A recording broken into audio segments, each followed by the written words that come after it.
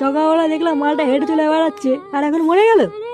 হ্যাঁ রে, আমিও তো দেখলাম সকালবেলা পুকুরে ধারে বসে বসে বিড়ি টানছে। আমি আরো একটা বিড়ি চেয়ে খেলাম। এবার ঠাকুমাটার কি হবে?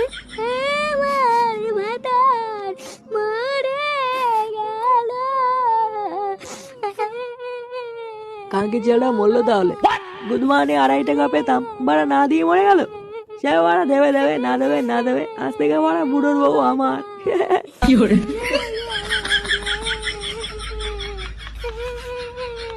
বলে গেল? ও যা বলে বলুক গিয়ে, ছাড় বাড়া। এই বালটা মনে হচ্ছে হার্ট ফেল করেছে, শিওর।